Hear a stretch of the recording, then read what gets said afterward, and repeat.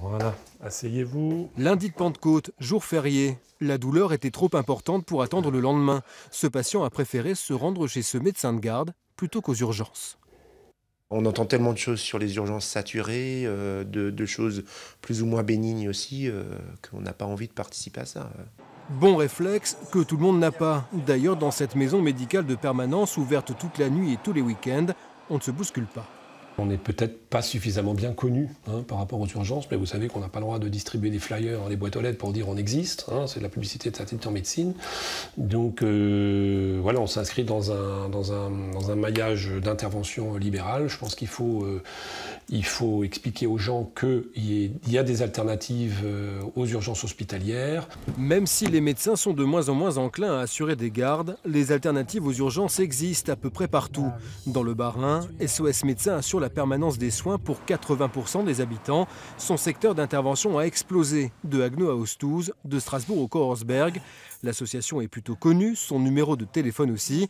Il n'empêche, lorsqu'il s'agit de savoir à qui s'adresser après 20 h ou un dimanche, les patients peuvent s'y perdre un peu.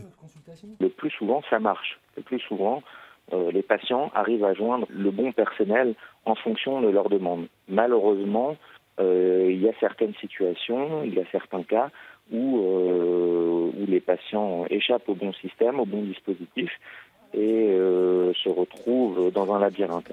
Pour trouver un médecin de garde dans le département, plutôt que de faire le 15, il existe des numéros dédiés. Mieux, il existe un numéro, celui de la permanence de soins. Et encore mieux, il existe depuis le début de l'année un numéro unique et simple, le 116 117. Vous ne le connaissez pas, c'est étonnamment normal. Ben oui, parce que pour le moment, il n'y a encore eu aucune communication sur ce numéro 116 117, puisqu'il fonctionne déjà, mais officiellement, il n'est pas encore en fonction. Donc, effectivement, les gens l'ignorent. Mais ça, c'est pas nous, ce ne sont pas les médecins qui peuvent communiquer, ce sont les administrations, les autorités administratives.